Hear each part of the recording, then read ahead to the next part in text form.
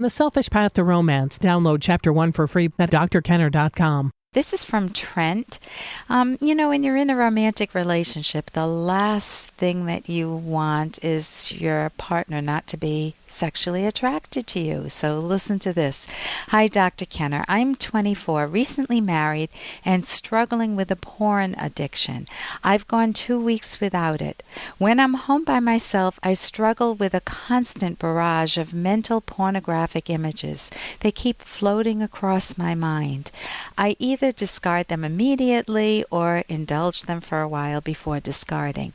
I cannot discuss this with my wife, Sarah. She feels that even if I don't look at porn, the fact that I struggle and feel less sexual desire for her is a blow to her self-esteem. As an ex-cigarette smoker, I want to feel that same passive indifference when in the presence of a pornographic image as when I feel in the presence of someone smoking now. I think that a 10-year habit of porn has seriously skewed my sexual desire.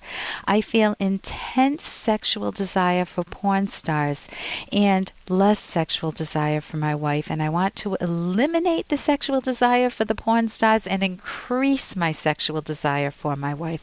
What can I do, Trent? Well, first be realistic with yourself, because you can't wish this stuff away. I mean, you've practiced anything we practice. If I practiced speaking Italian for 10 years every day or every other day, I would be very good at it. So you have developed the pathways in your mind and the value system that this is important to you. So it's good for you that you are identifying your own strengths, that you have been able to quit smoking and not have those urges the way you used to in the past. So you already know that you're capable of change, and you're capable of big time change. Not many people can quit smoking and have it be way in the past and have that passive indifference, so kudos to you. Now you're wanting to rescue your marriage. So looking at sexy pictures or looking at sexy fantasies is not necessarily bad per se. The sexuality is healthy and good, but sexuality of some of the porn movies, I don't know what type, if you're watching ones that are just romantic movies. I mean, if I watch Dancing with the Stars, I think that, oh man, when you see Karina come out and she's practically naked on stage. In fact, if she were naked, she'd be much less sexy. But those professionals, especially the women, or the men too, have all the moves. They're sensual, they're sexy, they're turn-ons, and we love it. And if their partners don't match up to them, the non-professionals, it's a disappointment. You want to see that professionalism, and you want things in your life that can turn you on, whether it's the way you dress, whether it's lusty or whether it's very sweet. Everybody has different tastes. When you get married, you want to develop a couple's style. And if you have been focused on porn for this long and you want to shift that to have a desire to be with your wife, that in itself is good, and you want to share that with her. So number one. Hey, I got to interrupt this because we've got to pay some bills. 30 seconds, that's it. A very quick ad, and then Alan will be back. Romance. I wish I knew more about what girls want from a relationship. Boy, I wish I knew more about what I want. Where's that ad I saw? Here it is. The Selfish Path to Romance, a serious romance guidebook. Download Chapter 1 for free at selfishromance.com and buy it at amazon.com.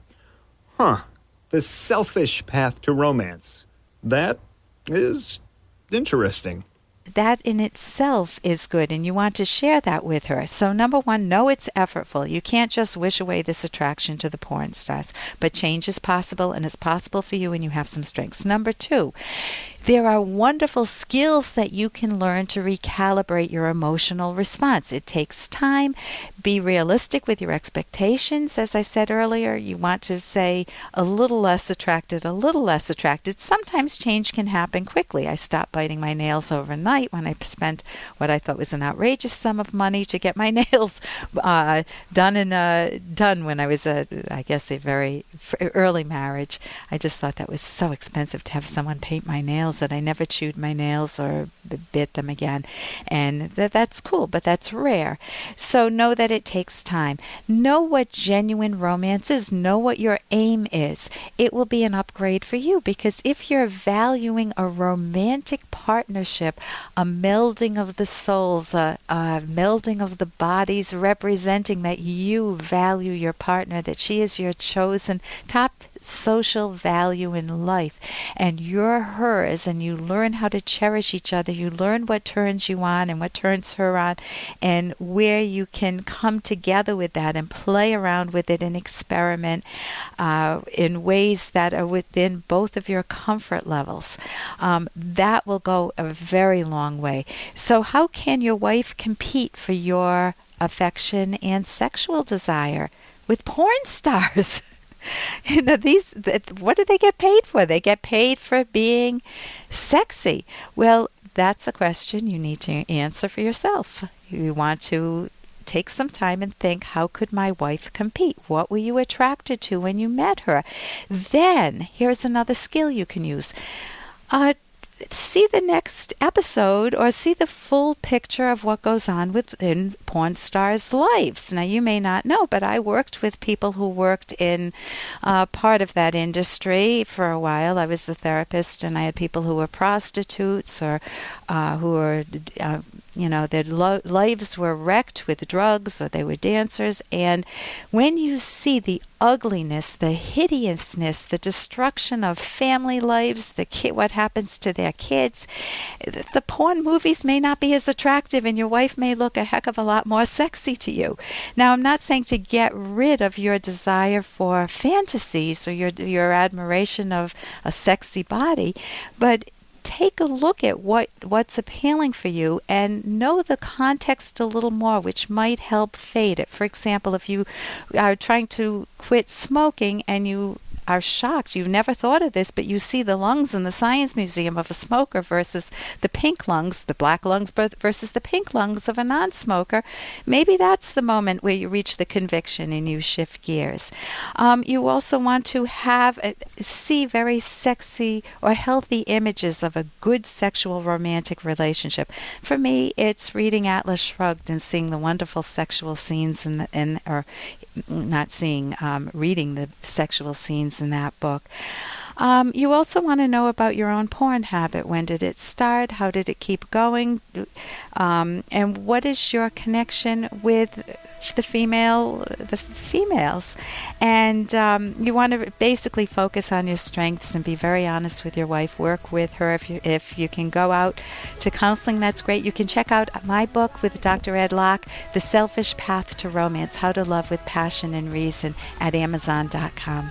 For more Dr. Kenner podcast, go to drkenner.com and please listen to this ad. Here's an excerpt from The Selfish Path to Romance, the Serious Romance Guidebook by clinical psychologist Dr. Ellen Kenner and co-author Dr. Edwin Locke.